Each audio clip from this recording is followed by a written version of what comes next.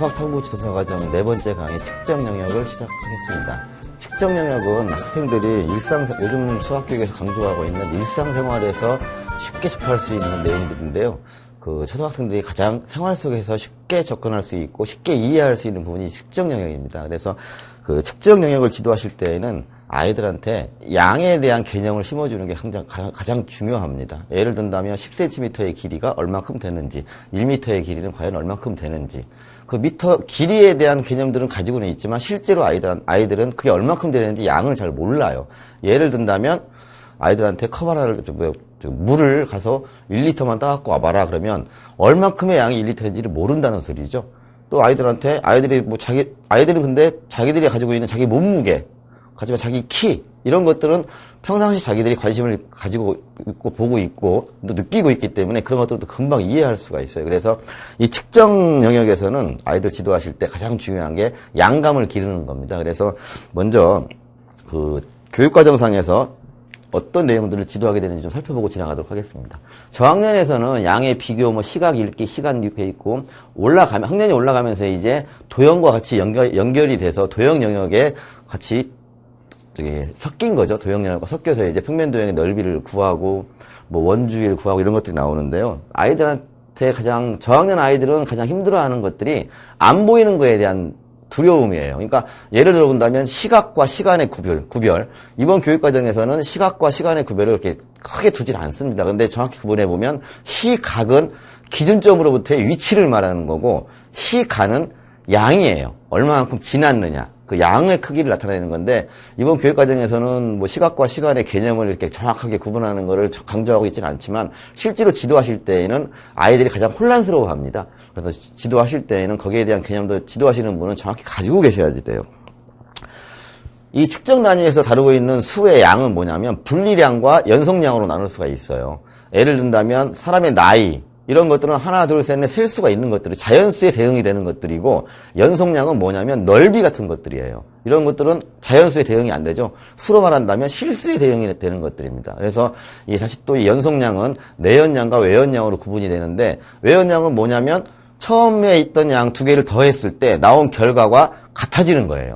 근데 내포량 같은 경우는 농도 같은 경우 3%의 소금물과 5%의 소금물을 더했다면 8%의 소금물이 돼야 되지만 실제로는 그렇게 되지 않죠. 그래서 이런 이 측정 영역에서 다루고 있는 양의 차이점들을 지도하시는 분들은 정확히 이해를 하고 계셔야지 되고요. 그 다음에 저학년 아이들이 가장 힘들어하는 거 시간 개념입니다. 시간 개념. 시각은 위치예요, 위치. 위치이기 때문에 아이들이 눈으로 관찰할 수가 없어요. 그래서 상당히 어려워합니다. 그래서 시간을 지도하실 때에는 실제로 모형 시계라든가 고장난 시계를 갖다 놓고서 직접 지도하시는 게 좋아요. 또 시계에 가르치실 때에는 희한하게 자연수 1, 2, 3, 4에 대응이 되지만 실제로 1, 2, 3, 4가 가지고 있는 그 크기는 5, 10, 15 이렇게 커지죠. 이런 차이점들이 아이들이 정확하게 이해를 못하고 있어요. 그래서 이러한 차이점들이 무엇인지를 정확하게 지도를 해 주셔야지 됩니다. 그 다음에 이 시간의 개념은 세 가지 정도로 분류해 볼 수가 있어요. 시간의 개념이 첫 번째는 아이들이 일상생활 속에서 경험하는 시간이 있어요. 경험적 시간. 무슨 말이냐면 만약에 10개의 바둑돌을 놓고서 하나씩 세어가면서 1초에 하나씩 세어간다고 봅시다. 그러면 10개를 셀 때 어떨 때는 10초가 걸릴 수 있고 좀 빨리 세면은 5초면 셀 수도 있어요. 이러한 경험들에 의해 가지고 경험적 시간이 있어요. 그 다음에 두 번째로 논리적 시간이 있습니다. 내가 저녁 8시에 잠을 자서 아침 8시에 일어났을 때 지나간 시간, 또는 다음 날은 10시에 잠을 자서 아침 8시에 일어났을 때 걸린 시간, 이런 것들은 논리적인 시간들이에요. 이런 논리적인 시간들이 바로 연산에서 많이 사용이 되겠죠. 시간 연산에서. 그 다음에 마지막으로 나와 있는 시간의 개념이 인습적인 시간. 우리가 정해놓은 시간들이죠. 하루 24시간, 일주일 7일, 이런 것들. 이런 것들은 약속이 돼 있는 것들이에요. 달력 하나를 보여주고서 아이들한테 수요일을 짚어주고서 토요일이 가까울까? 일요일이 가까울까? 보통의 아이들은 생활 속에서 항상 매일매일 앞으로 가죠. 점진적으로 앞으로 가는 배열을 항상 익혀왔기 때문에 대부분 토요일이 가깝다고 대답을 합니다.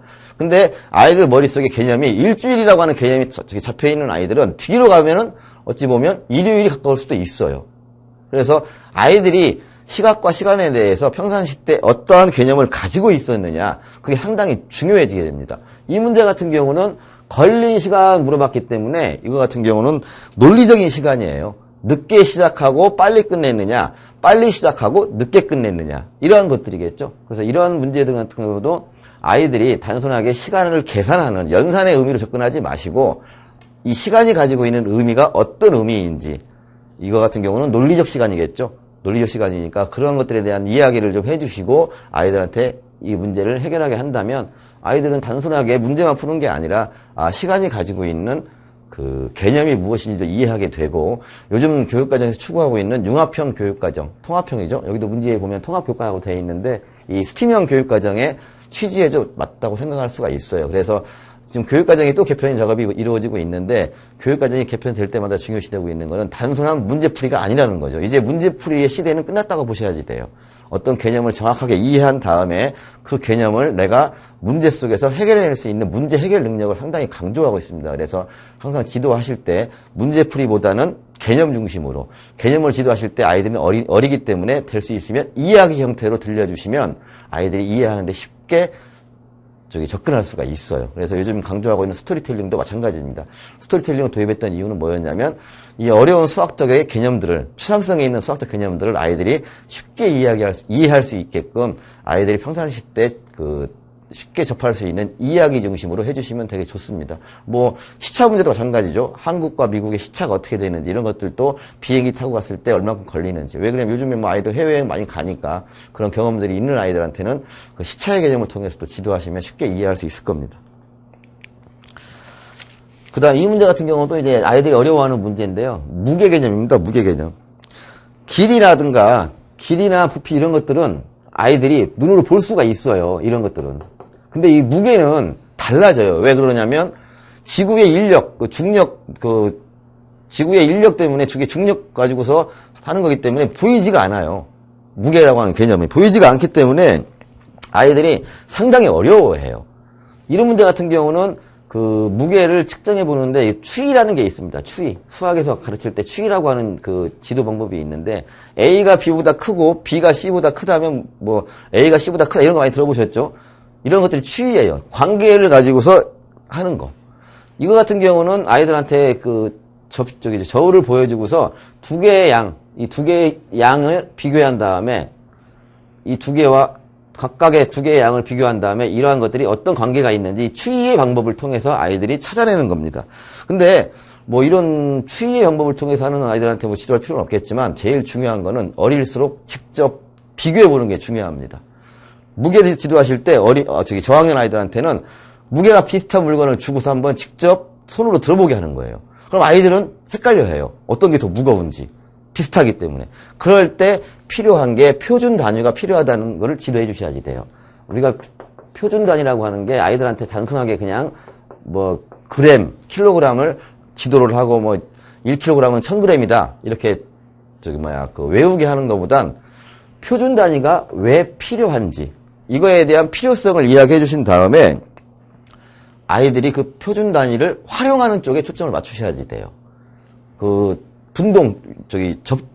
저울에 보시면 분동을 가지고서 1g짜리, 5g짜리, 10g짜리 가지고 직접 측정해보는 활동을 많이 합니다. 아이들이 학교에서 지도하실 때는. 그런 거 왜 그러냐면 이 표준 단위를 가지고서 만약 이 표준 단위가 없다면 어느 물건이 더 무거운지 알아보려고 할 때마다 매번 측정을 해야지 돼요.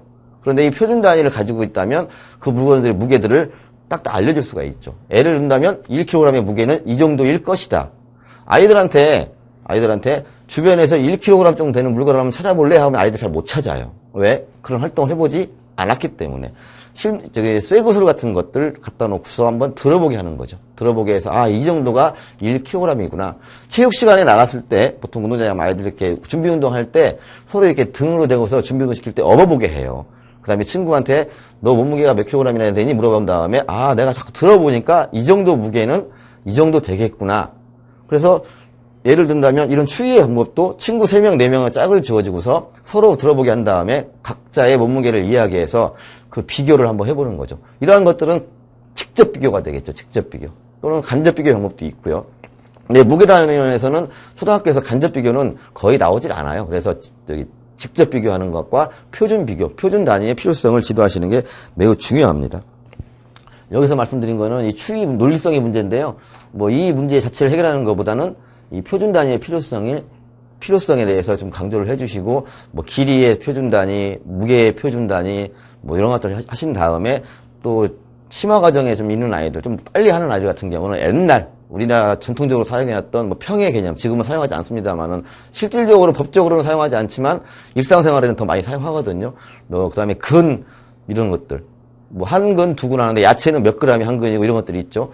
일상생활에서 사용하고 있는 우리 옛날 전통 단위에 관한 것들도 한번 이야기를 해주시면 아이들이 재밌어 해요. 그 다음에 그런 전통 단위를 현재의 표준 단위로 변환시키는 것도 재미있어 하고요. 이거 같은 경우는 이제 길이 개념입니다. 이 길이 개념은 기초가 돼요. 뭐의 기초? 부피라든가 넓이 개념의 기초가 되기 때문에 상당히 중요합니다. 길이 개념을 이해하지 못하면은요, 부피 개념이라든가 넓이 개념을 전혀 이해할 수가 없어요. 그래서 이 길이 개념을 측정할 때 교과서에 보시면 다 이렇게 모는 종이로 하게 되어 있는데, 이 모는 종이로 하는 거는 단위 길이 때문에 그래요. 단위 길이. 이 측정이라고 하는 영역이 그 양이 얼만큼 되느냐를 알아내는 영역이에요. 근데 그 양이 얼만큼이 되느냐 알아내려면 뭐가 필요하냐면 기준이 필요해요. 기준. 무엇을 기준으로 했을 때 그 양이 얼만큼인지. 그래서 이 모는 종이로 지도하는 이유는 단위 길이를 이해하기 위해서 모는 종이를 지도하는 겁니다. 그래서 여기 같은 경우도 보면 길이 비교하는 거 보면 아이들한테 지도하실 때 보면 얘 이쪽으로 옮기면 같고 뭐 이런 식으로 지도하거든요. 뭐 이것도 좋은 방법이에요. 좋은 방법이지만 왜 같은지, 이 단위 길이, 그림에서는 지금 직사각형 형태로 되어 있지만 원래는 정사각형입니다. 이 단위 길이의 개수를 가지고 한번 비교해 보는 거예요. 이게 뭐냐면 간접 비교의 방법입니다. 간접 비교. 그 다음에 이런 그 단위 길이를 비교해 본 다음에 이걸로 했을 때 도형이 엄청 커져요. 또는 엄청 작아져요. 그랬을 때에는 이 단위 길이가 또 바뀔 수가 있는 거죠. 그럴 때 필요한 게 다시 또 보편 단위 센티미터라든가 미터의 필요성을 이야기해 주셔야 되는 겁니다. 그 다음에 둘레 개념 지도하실 때 직사각형, 정사각형이 많이 나오는데, 직사각형의 개념에서 가로를 A라고 하고 세로를 B라고 했을 때 직사각형은 다르니까요. A가 두 개이고 B가 두 개이다. 그래서 이거를 수식으로 쓰면 EB 형태가 되겠죠. 그래서 얘를 다시 묶어보면 이렇게 중학교 과정을 쓰면 이렇게 될 텐데, 이러한 개념을 지도해가지고 변의 길이가 다른 두 개를 했을 때 두 배라는 거 이렇게 지도해 주셔야지 되고요. 여기에서 다시 또 뭘로 나가야 되냐면 정사각형의 둘레는 이 직사각형 둘레의 특수한 형태라는 걸 이해해 주셔야지 돼요. 정사각형은 다 같기 때문에 한 변의 길이를 S라고 했다면 얘가 4배가 된다는 사실들을. 그래서 이 직사각형 둘레의 길이를 지도하신 다음에 그 특수성을 이용해서 정사각형으로 확장을 시켜주셔야 됩니다. 둘레 지도하실 때.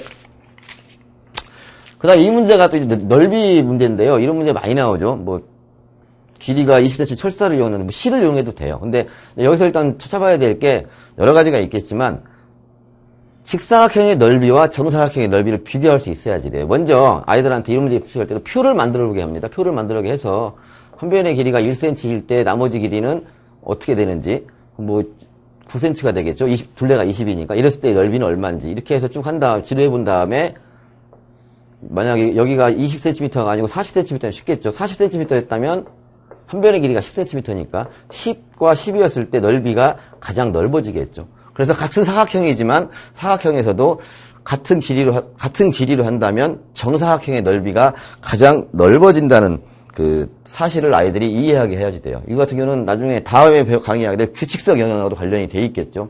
근데 이 문제를 하기 전에 일단 넓이를 지도하기 위해서는 이 넓이를 수치적으로 표현하려면 단위가 필요해요. 기본 단위가 얘도 필요한데, 이 넓이를 지도하실 때는 얘를 빽빽하게 채울 수 있는 게 필요하거든요. 이를 빽빽하게 채워줄 수 있는 기본 단위가 필요한 거예요.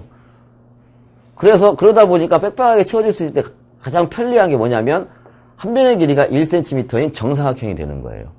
얘를 전체를 다 채울 수가 있어야 되니까. 그 다음에 아이들이 그리기가 쉬워야지 돼요. 기본 단위, 다 넓이의 기본 단위를 도입하려면. 근데 가장 그리기 쉬운 게 뭐냐면 정사각형이라는 거예요. 아니면 직사각형이든가. 근데 직사각형은 변의 길이가 다르기 때문에 빽빽하게 채울 때, 꽉 채울 때 힘들어지는 거죠. 이러한 개념들은 바로 나중에 이제 5학년에 가면 뭐 약수, 배수 배울 때도 같은 개념으로 도입이 되는 거고요. 그 다음 또 하나 아이들한테 여기 이런 거 넓이 단원 지도하실 때 주셔야 할 게 길이와 넓이와의 관계예요. 넓이와의 관계. 이 두 개의 관계.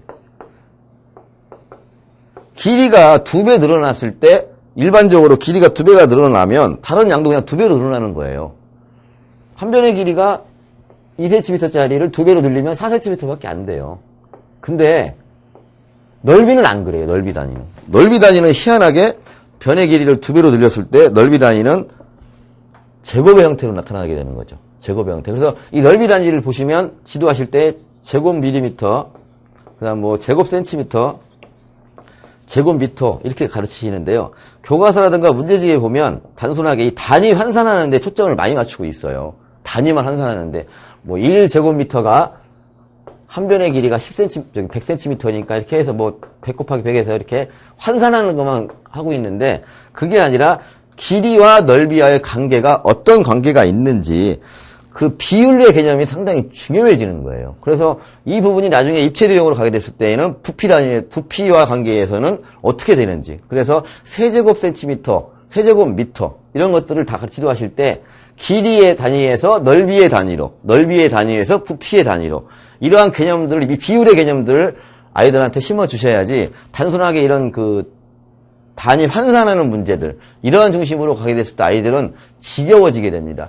첫 강의 때 말씀드린 것처럼 아이들은 수학을 포기하게 되는 이유가 아이들 자체는 포기하려고 하는 기본적인 내성이 없어요. 어리면 어릴수록 저학년일 때 또 유치원 과정일 때는 수학에 대한 관심이 아이들이 많습니다. 근데 단순하게 어떤 그런 기계적인 반복, 우리 어른들도 마찬가지죠. 기계적인 반복이 계속되면 지겨워지죠. 아이들도 마찬가지입니다. 그래서 지도하실 때 핵심 포인트가 어디 있느냐를 놓고 지도를 하셔야 되지 그냥 단순하게 환산을 하고 재고 넓이가 얼마인지 계산하고 계산학습이 아니라 연산학습이 돼야 되고 연산 또한 생각을 중심으로 하는 생각이 바탕이 된 수업이 되셔야지 돼요. 그래서 이것도 말씀드리지만 항상 출발하실 때 길이, 넓이, 부피의 관계를 이해한 다음에 이 세 개의 관계가 어떤 그 관계가 맺고 있는지 어떻게 변화되고 있는지 그런 것들도 지도를 하셔야지 돼요. 이 단위를 가지고서요.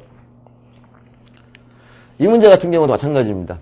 그 아이들 제일 많이 하는 게 뭐 삼각형의 넓이 내는 공식 밑변 곱하기 높이 나누기 2, 뭐 사각형은 가로 곱하기 세로 또 뭐 공식 중심으로 되어 있죠. 공식 중심으로. 근데 실질적으로 이 평면도형의 넓이 단원에서는요. 그 평행사변형의 넓이만 알고 평행사변형이 기본이 되는 거예요. 왜 그러냐면 평행사변형은 밑변과 높이라고 하지만 실질적으로 잘라서 등적변형이죠.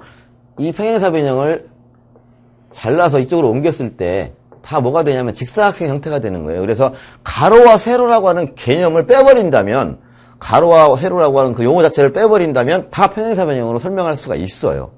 그 다음에 삼각형의 넓이도 마찬가지죠.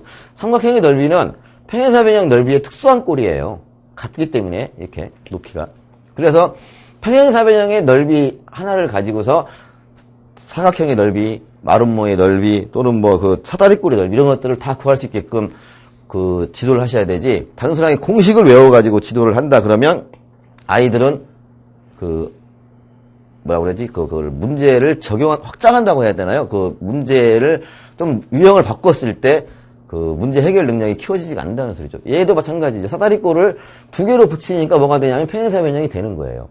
얘도 직사각형으로 나눠가지고 어떻게 나누니까 이게 넓이를 구하는 방법이 한두 가지가 아니라는 거죠.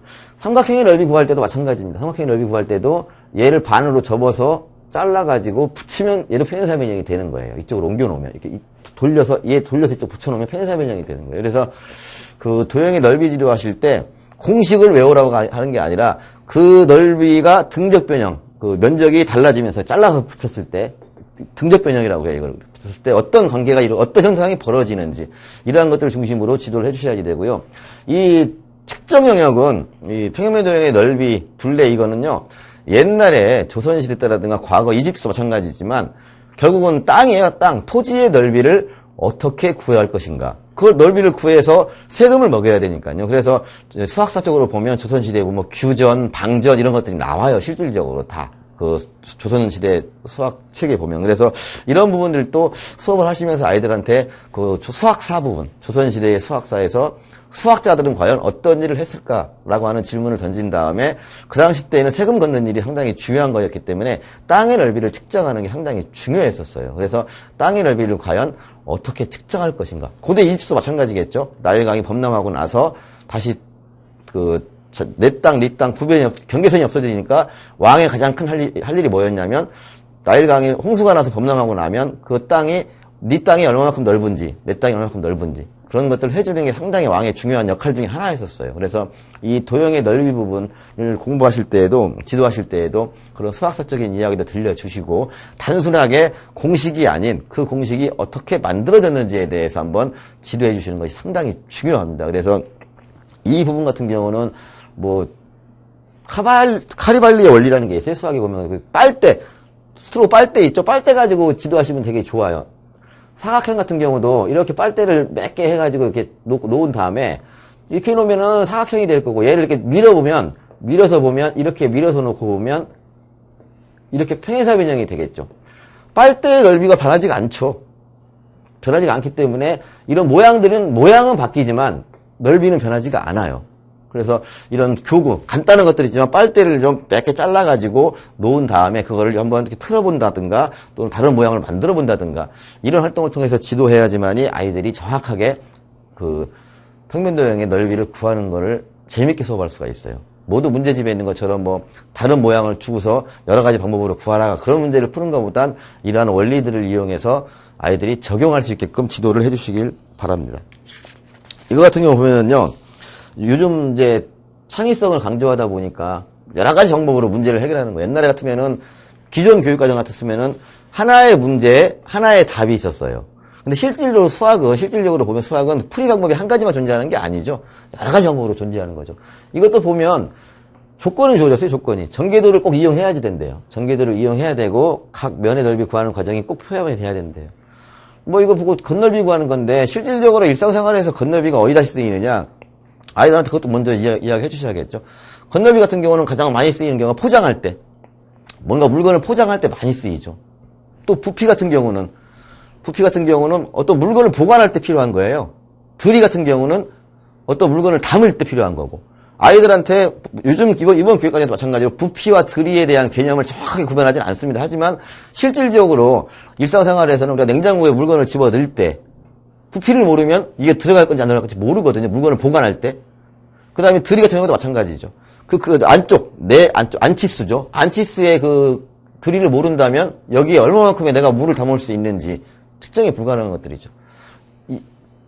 건널비도 마찬가지예요. 건널비 같은 경우도 일상생활에서 포장할 때 가장 많이 써요. 또 집에 페인트 칠할 때 또는 벽지 바를 때 이러한 것들이 일상생활에서 많이 나오기 때문에 이런 문제 풀 때도 그런 이야기들을 좀 해주시고 구하는 방법도 여러 가지가 되겠죠. 뭐 일단 이 전개도의 특성을 봐야겠죠. 얘하고 얘의 넓이가 같아요. 두 개가.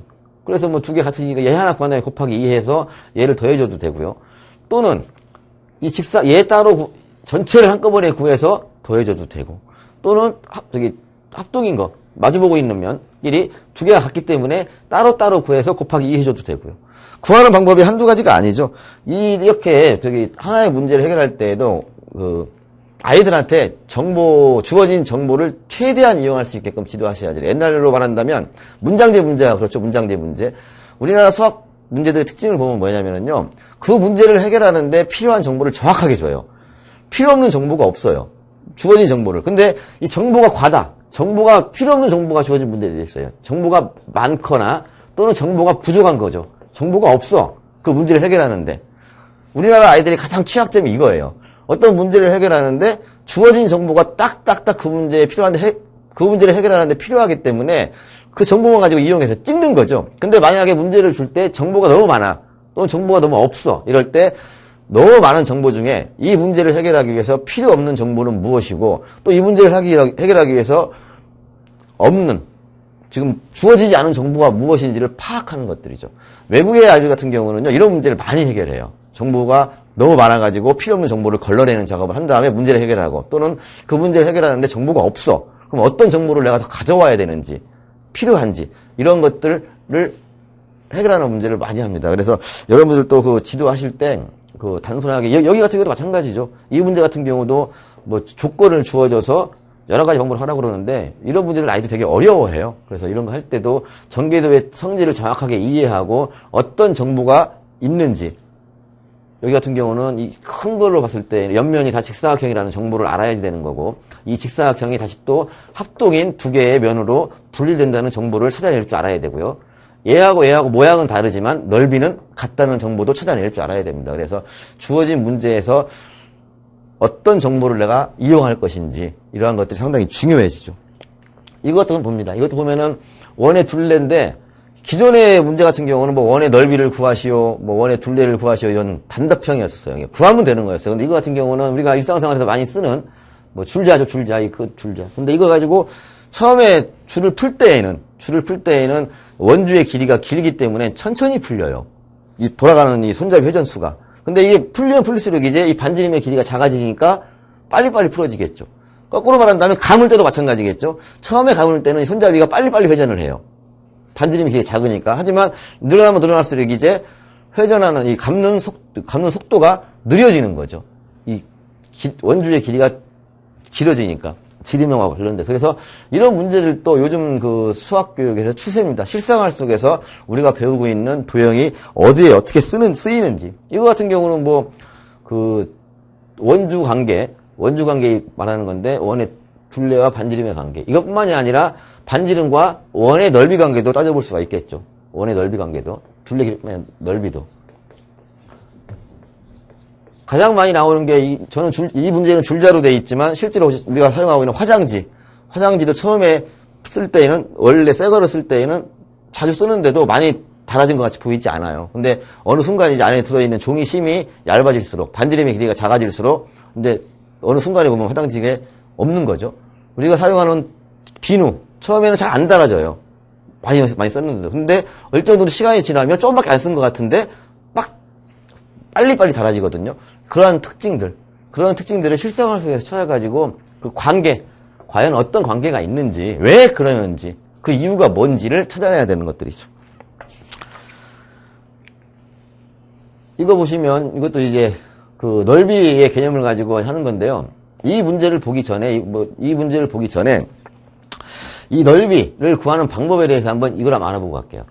이게 지금 그 6학년 단원에 나와 있는 원의 넓이 구하는 단원인데요. 이게 몬테카를로의 방법이에요. 교과서에도 나와 있고 뭐 원주 관계라든가 원의 넓이 관계, 원주율 구할 때 쓰는 것들인데 이 모는 종이의 개수를 세는 거죠. 모는 종이의 노란 개수를 세고 그다음에 이 녹색 부분의 개수를 세서 이 부분의 개수를 세서 비교해 가지고 이 원의 넓이가 어디서부터 어디까지다. 몬테카를로라는 사람이 한 건데요. 이거 같은 경우는 정확한 방법을 측정할 수는 없어요. 정확하게. 하지만 그 옛날 측정 방법이죠. 원주율에 대해서 알아보려고 했던 거거든요. 원주율 3.14에 대해서 관계를 알아보기 위해서 했던 방법인데 이런 활동들이 우리 아이들은 많이 하지 않아요. 그냥 오로지 3.14로 계산만 많이 했었죠. 지금까지는 계산을. 근데 이거 같은 경우는 실제로 많이 쓰여요. 일상생활에서도. 예를 든다면 좀 어려운 이야기지만 도장이 위조가 됐느냐 변조가 됐느냐 도장 같은 것들 찍어가지고서요. OHP 필름하고 찍어서 두 개를 겹쳐보는 거예요. 그랬을 때 점의 위치라든가 선의 위치가 달라지면 이거는 위조가 된 거고 그런 활동들 많이 할 거예요. 이게 그 방법이에요. 이 방법이. 그래서 이거 같은 경우를 구할 때에도 보면 아이들한테 장단점이겠죠. 이 몬테카를로의 방법은 정확한 건 측정할 수가 없어요. 하지만 어림할 수는 있죠. 이 문제가 바로 이 문제와 관련되어 있겠죠. 이 넓이, 공룡 발자국의 넓이를 다 구하려면 정확하게 구할 수는 없어요. 근데 안쪽에 있는 빨간 선의 넓이와 바깥쪽에 있는 이 녹색의 넓이를 비교해 봄으로써 이 공룡 발자국의 넓이는 아마 얼만큼일 것이다라고 추측을 해보는 거죠. 그래서 이 문제 같은 경우는 수학사에서 본다면 원주율 문제하고 관련이 돼 있어요. 원주율 문제. 원주율을 중국에서도 구하려고 했었고 고대에서도 구하려고 했었어요. 그래서 그 원주율 3.14에 관한 것들을 어림하기 위해서 하는 방법들입니다. 그래서 이런 문제도 단순하게 아이들한테 뭐 칸수를 세가지고 칸이 몇 개, 녹색은 몇 개. 그래서 계산이 아니라 이러한 것들이, 이런 문제들이 왜 나왔으며 일상생활에서는 어떻게 쓰이고 있는지 이야기를 해주시고 이 방법의 장점과 단점은 뭔지. 그럼 이 단점이 정확하지가 않다면 이 단점을 극복하기 위해서는 어떻게 해야 되는지. 이러한 것들을 아이들한테 질문을 줌으로써 아이들이 쉽게 이해할 수가 있어요. 예를 든다면 이 문제가 되겠죠. 몬테카를로의 방법은 정확하지가 않아요. 근데 이거 같은 경우는 아르키메데스가 이제 무한 반복한 거거든요.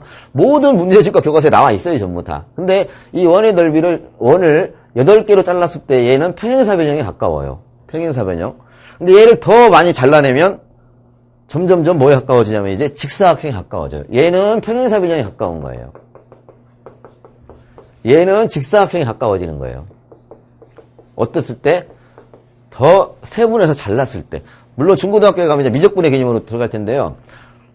아까 말씀드린 것처럼 평행사변형의 개념과 직사각형의 개념으로 나와야 되는데 대부분 문제집들은 이 직사각형으로만 가르쳐요.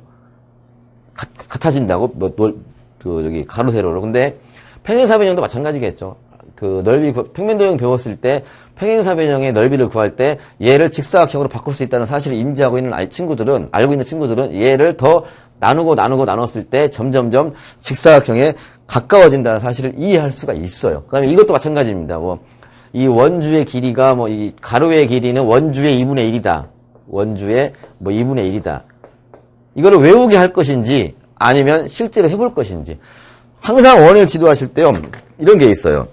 원주를 지도하실 때에도 교과서에 보면 반지름의 길이가 다른 컵 이런 것들을 놓고서 원주율 3.14를 구하게 하는 과정이 있습니다.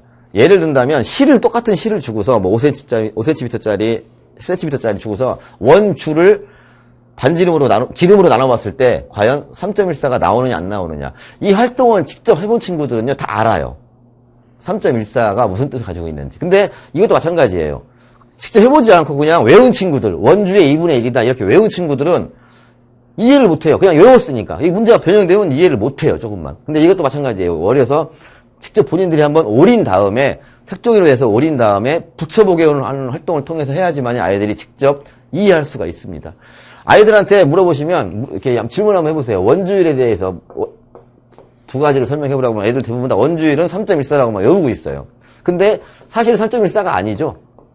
쭉쭉쭉 가니까. 그래서 직접 한번 본인들이 실을 가지고서 한번 측정해본 친구들은요, 선생님, 원주를 지름으로 나누어 떨어지지가 않아요. 계속 되는데 이거 어떻게 해야지 돼요? 라고 질문을 해요. 중학교에 가면 무한소수의 개념을 벌써 아는 거죠. 실제 활동을 통해서. 근데 외운 친구들은 3.14라고 외웠기 때문에 나누어 떨어지지 않는다는 사실을 모르고 있는 거예요. 하나의 개념밖에 모르고 있는 거죠. 이 무한소수라는 개념은 건너뛰게 되는 거죠. 왜? 직접 해보지 않았기 때문에. 그래서 아이들이 3.14라고만 외우고 있는 거예요. 실제로 우리나라도 이번 교육과정 개편되면서 원주율을 3.14라고 하지 않고 어떤 때는 3이라고도 하고 어떤 때는 3.11이라고도 하고 어떤 때는 분수로 주어지기도 하고 그래요. 이번 교육과정 개편에서 보면. 실제로 일본 같은 경우는 3.1로 가르쳤었어요. 3.1로. 그러니까 일본 사람들 같은 경우는 죽을 때까지 원주율은 3.1이라고 알고 가는 경우가 많죠. 근데 그런 것들은 잘못된 교육 방법이에요. 실제로 직접 해봐야 됩니다. 이것도 마찬가지로 색종이로 오려가지고 직접 해봄으로써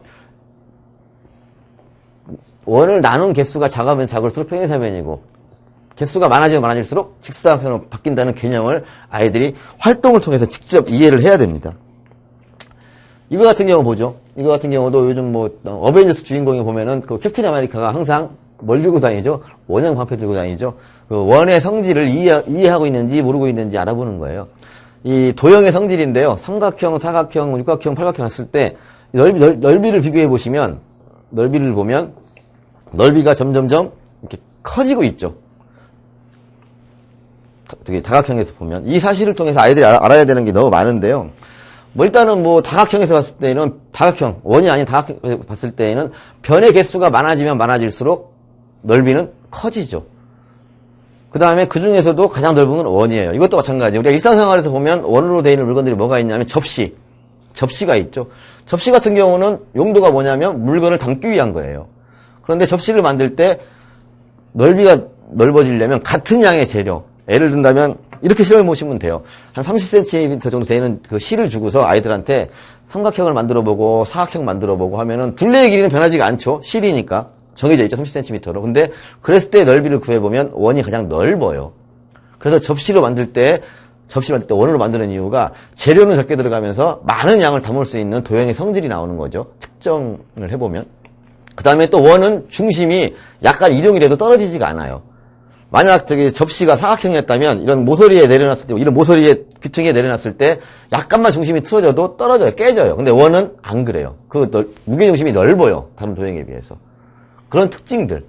그 다음에 원 같은 경우가 가지고 있는 것들이 우리 일상생활에서 이런 영화 속 주인공이 했지만 원의 특징이 또 뭐가 있는지 아이들한테 한번 지도해보는 냄비.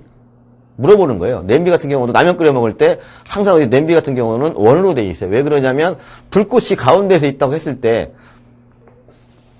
불꽃이 여기를 이렇게 가열한다고 했을 때 끝에까지 열이 전달되는 거리가 같기 때문에 열이 전달되는 시간이 똑같아요.